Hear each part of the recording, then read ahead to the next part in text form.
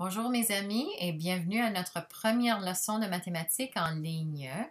J'espère que vous avez pu compléter les questions de révision, la révision mi-chapitre que je vous ai demandé de faire pour revoir les concepts qu'on a appris avant les vacances de mars. Nous nous retrouvons dans notre unité d'algèbre. Alors, aujourd'hui, la leçon, c'est pour la section 8.4, résoudre des équations. Et ce serait une révision principalement, mais on va revoir les idées ici. Comme ce que je faisais dans la classe, je vais vous montrer la note. Je vais discuter de la note et puis je ferai un exemple avec vous pour vérifier que vous comprenez l'explication. Alors, commençons. Alors, comme on voit ici, tu peux résoudre une expression algébrique pour trouver la valeur d'une variable d'une équation. Par exemple, l'exemple que je t'ai donné ici aujourd'hui, c'est 4n plus 2 égale 6. Et on peut résoudre cette équation-là pour trouver la valeur de n. Donc, il faut toujours se rappeler de suivre le bon format. Donc, nous recopions l'équation pour commencer. 4n plus 2 égale 6.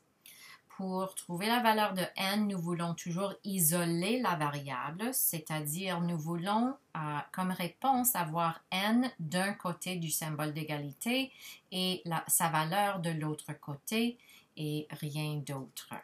Alors, laisse-moi juste lisser la page un petit peu. Voilà. OK? Alors, la première chose que nous voulons éliminer, c'est le plus 2 ici. Donc, pour faire cela, comme vous savez, nous faisons l'opération inverse. L'inverse de plus 2, c'est quoi? C'est moins 2. Et, comme je vous montre ici, ce qu'on fait d'un côté de l'équation, soustraire 2, on doit le faire de l'autre côté pour respecter le symbole d'égalité. Sinon, ce n'est plus une équation. Donc, 4n plus 2 moins 2 égale 6 moins 2. La prochaine étape, 2 moins 2, ça ne nous laisse rien. Donc, ici, du côté gauche, on a 4n. Du côté droit, 6 moins 2, ça nous donne 4. Alors voilà, maintenant, de nouveau, on a besoin d'isoler la variable n, mais ici, elle est multipliée par 4. Donc, quelle est l'opération inverse de multiplier par 4?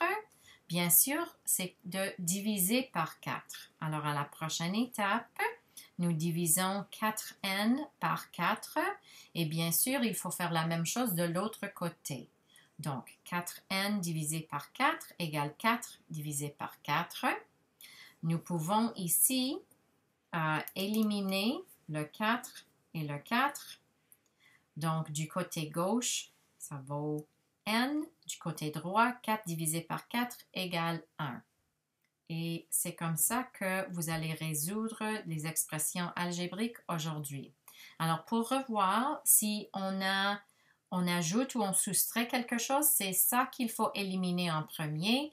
Et puis, c'est la multiplication ou la division qu'on élimine en deuxième lieu pour arriver à la valeur de la variable.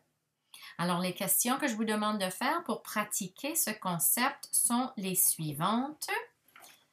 Laisse-moi glisser la feuille un petit peu. Okay.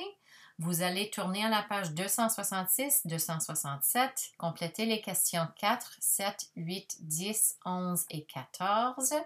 Je vous rappelle, si vous avez vos manuels à la maison, vous allez vous servir du manuel et sinon, j'ai mis en ligne dans notre Google Classroom, dans le dossier de mathématiques, les instructions pour avoir accès au manuel en ligne. Malheureusement, c'est en anglais, mais c'est exactement le même manuel, sauf les questions sont en anglais. Vous pouvez accéder, comme dans le manuel actuel, vous pouvez accéder le glossaire, les réponses et ainsi de suite dans la copie digitale en ligne. Comme toujours, si vous avez des questions, n'hésitez pas de m'envoyer un courriel. Je vais vérifier mes courriels très fréquemment pendant la journée scolaire. Je répondrai aussitôt que possible. Je ferai de mon mieux pour vous aider avec n'importe quoi. Vous me manquez énormément. J'aimerais bien être dans notre salle de classe avec vous maintenant, mais malheureusement, voilà la situation.